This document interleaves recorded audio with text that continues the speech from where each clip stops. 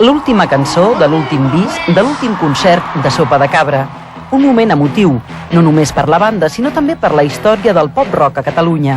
Ara, quan el grup ja s'ha dissolt, entra en escena Mecanismes contra l'oblit. Un d'ells en forma de llibre, escrit pel periodista i crític musical tarragoní Pep Blai. A mi no m'agradava que fos només per fans. Que els fans hi poguessin descobrir coses que no sabien de Sopa de Cabra i també que la gent normal que és simpatitzant doncs, també pogués entrar en el món de Sopa de Cabra. Però hi ha com una novel·la de cinc joves que han volgut fer un pacte amb el diable i han intentat ser joves durant molts anys al màxim possible. La biografia de Sopa de Cabra és un recorregut per la seva trajectòria, però també resumeix l'impacte social que van tenir els primers grups que van fer rock cantant en català. Però els rècords de vendes, l'èxit i l'eufòria va donar pas a la polèmica. El tema aquest de la polèmica del disc en castellà, tota aquesta història, és interessant per una part perquè jo recordo que quan nosaltres ho estàvem vivint el que veiem reflectit als mitjans no era el que ens estava passant una miqueta, no? Ens sentíem, que una mica la realitat es mutilava o es disfressava. Nosaltres estàvem recorrent a les Espanyes cantant bona part del nostre repertori en català i els titulars deien Sopa de Cabra ha canviat de llengua. L'origen, petites històries que forgen la seva personalitat com a grup i multitud d'anècdotes formen el gruix de la biografia, titulada Si et quedes amb mi, on també es fa una aproximació a l'entorn del grup. El Sopa, és a dir, Gerard, Josep, Niñín, Cuco i Pep, són el centre de la història, que reflecteix amb força equilibri la relació de 5 personalitats diferents.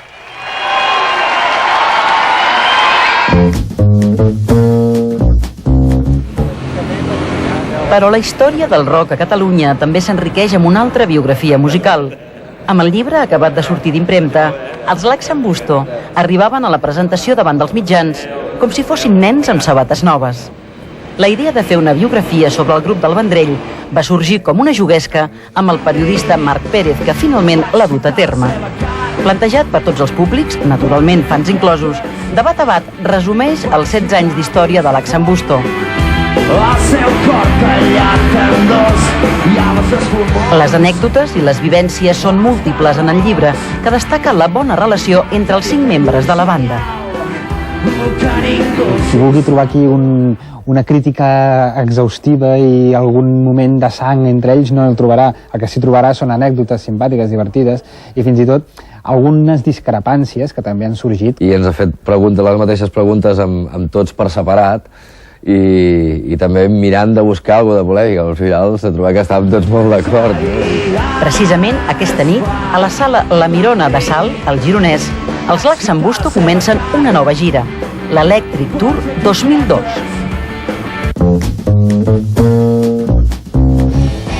Per valorar el moment actual del pop-rock també és interessant mirar enrere. El llibre La Legión Extranjera, escrit per Àlex Oró, parla dels artistes forans als grups musicals de l'Espanya dels anys 60. El volum aporta moltes dades i posa de relleu mecanismes que ajuden a entendre millor l'evolució del gènere i el negoci de la música. En els anys 60 es dissenyen les primeres operacions comercials per llançar grups. Los Brincos es van crear per ser la rèplica espanyola als Beatles. Els Bravos es van crear per ser una rèplica als Brincos, però també amb vocació més internacional i amb vocació de vendre molts discos. És difícil destacar noms entre els protagonistes de la Legión Extranjera, perquè en total recull fins a 180 grups i solistes. Sens dubte, el llibre omple un buit en la història sobre la música d'aquells anys.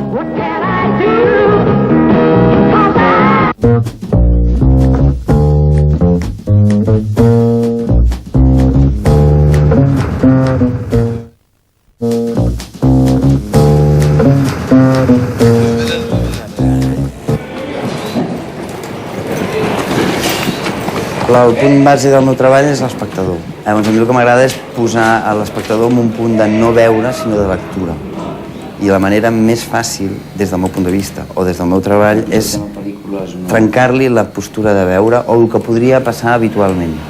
Llavors tots els treballs ronden amb agafar moments d'experiència de l'espectador i dir-li aquí s'acaba tot i es torna a repetir.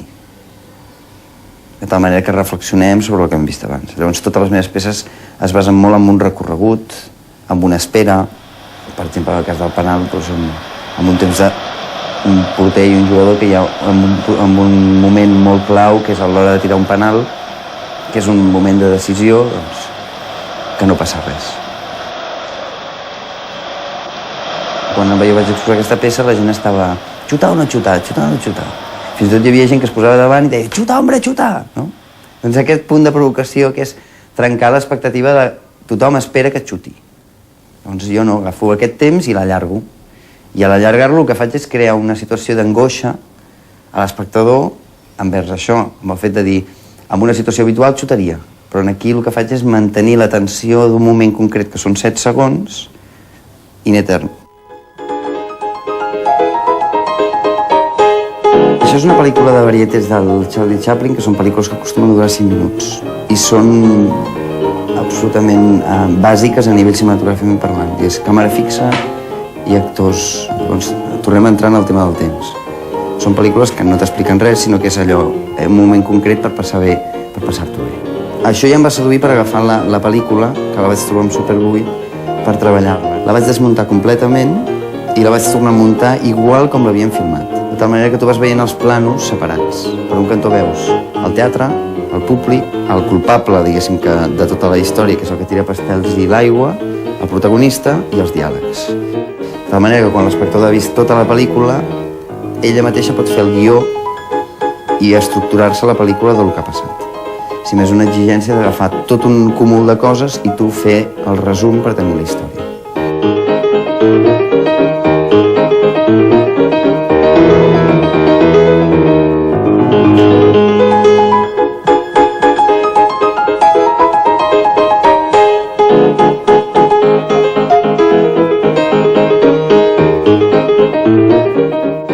Tu treballes amb el que tu creus convenient en el moment concret.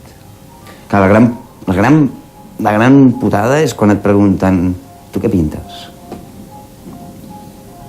Què li contestes? No, faig vídeo, faig foto, faig... Però clar, dins la visió social és tu què pintes?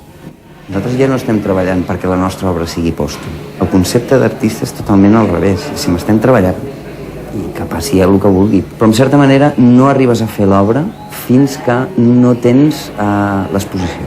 Que és el que em passa a mi, que jo ara tinc una exposició al Japó. Hiroshima Art Document, 2002. Fan cada any una exposició amb edificis on la bomba no els va destruir. Amb edificis que encara estan a peu dret. Ells t'envien els planos, t'ho envien tot, tu treballes des d'aquí i un cop en allà es produeix. Fins i tot arribar a l'extrem de que el que s'ha produït després es tira. Es llença. Perquè no es pot guardar. Perquè es fan materials baratos. Això és un projecte a partir del rellotge del metro. Hi ha la necessitat de la gent d'estar informada en el metro del temps que falta perquè arribi el tren. Llavors en el metro hi ha uns rellotges informatius amb compte enrere. El que passa que això en una ciutat perfecta o en una societat perfecta seria collonut. Però per sort hi ha errors. Llavors els errors és quan el tren es retrassa, el rellotge directament et suma segons. El fet que un rellotge tiri endavant i enrere et dona la possibilitat de viure, amb una visió més optimista, viure un mateix moment 2 vegades. Llavors, el plantejament de la peça és, per un cantó, l'agonia de l'espera en el metro i per un altre agafar el passeig de la gent de les Rambles que es comportin com el rellotge. 5 segons endavant, segons enrere. De tal manera que el passeig no es transforma en un passeig, sinó que és un constant estar en el mateix lloc cada dia.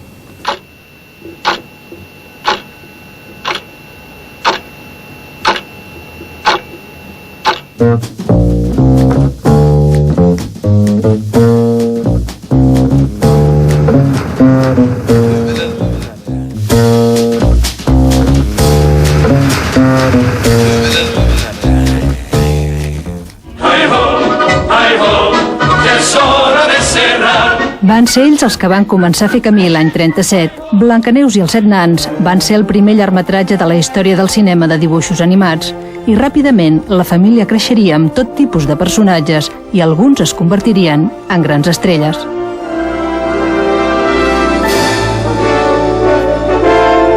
Las viejas entienden de cosas del corazón. Bueno, toma la manzana, linda, y pide lo que quieras. Com en els contes, els desitjos tindrien un desenllaç difícil però feliç darrere un nom. Walt Disney s'ho va jugar tot i va revolucionar la indústria cinematogràfica. Amb una nova càmera vertical que filmava simultàniament 5 nivells de profunditat, va aconseguir la sensació de tridimensionalitat. Després la tècnica va créixer i créixer, però els dibuixos són encara fonamentals a l'hora de construir una història animada, encara que hagi passat més de mig segle. Els animadors dibuixen, però intenten captar tota la personalitat del que estan fent. No? A vegades actuen, tenen miralls, es miren. En realitat un animador, diguéssim que és un actor però que dibuixa el que sent. No? I això és difícil, trobar animadors bons és molt difícil.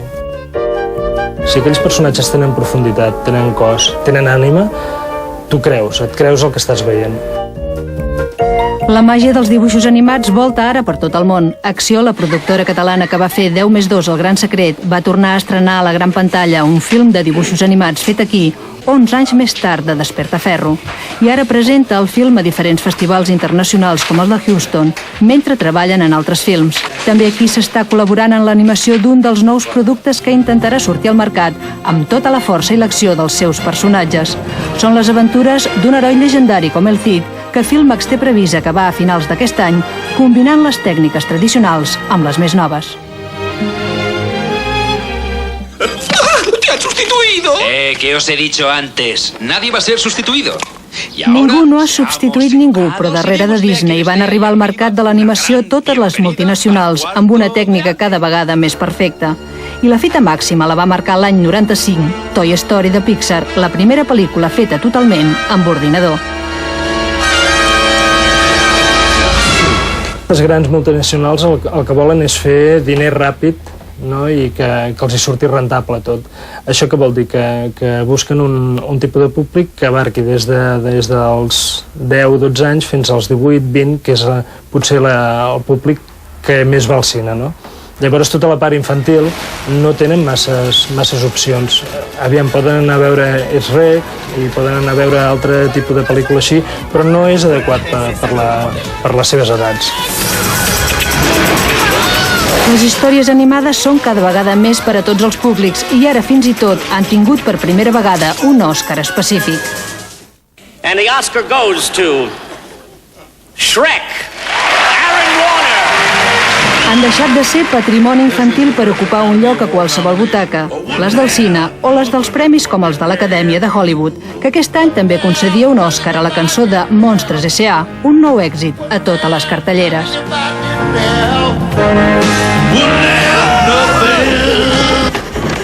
¡Que viene! ¡Que viene! Però ara més els festivals internacionals de cine programen en les seves seccions oficials films d'animació que competeixen amb les pel·lícules de ficció de personatges reals, com el conte fantàstic d'Hayao Miyazaki, un dels grans noms de l'animació japonesa i de tot el món, que a Berlín va guanyar un Os d'Or.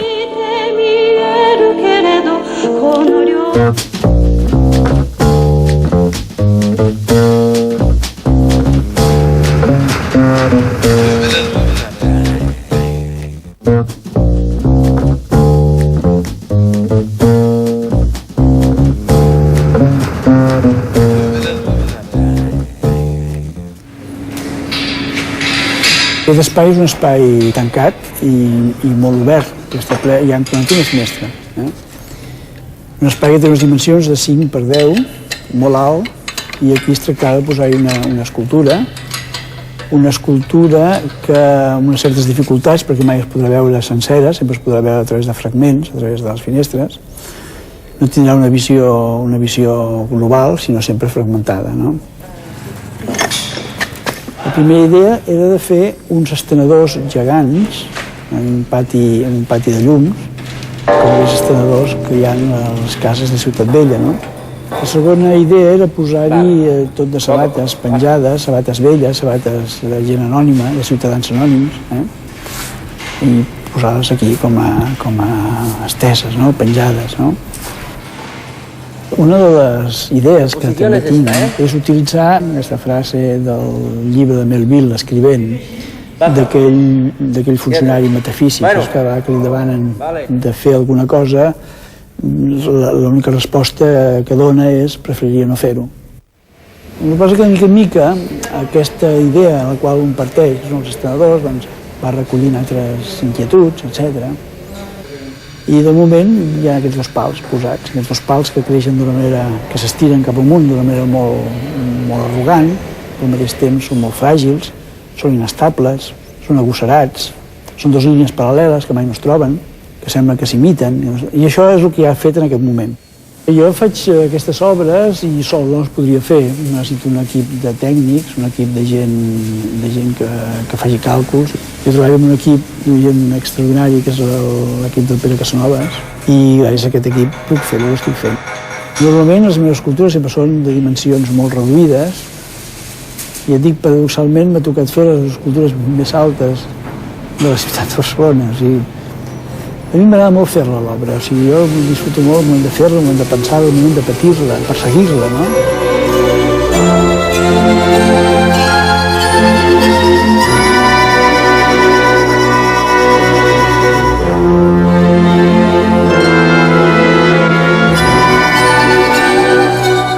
A vegades està feta, jo l'obra no me la sento mai meva. O sigui, això ho dic així, tota la sinceritat del món, Si després de tornar-la a veure no em fa vergonya, em quedo bastant tranquil. Els dubtes persisteixen, Vull dir, jo dono la peça per acabada just perquè està en aquest punt que pot ser que estigui acabada i pot ser que no estigui, un punt d'inflexió. I el punt d'inflexió és el que a mi m'ha fet aturar. Al començament ja saps que tenia molts dubtes, que si posar sabates, que si posar molts textos d'aquests on hi havia la frase escrita del Melville, el preferiria no fer-ho, i al final només n'hi he posat una. Potser no es llegeix, però hi és. En canvi, la idea base, la idea inicial, la idea d'aquest ciutadà anònim, aquest ciutadà, la tinc al cap i la volia traduir i l'he tingut que traduir d'una altra manera.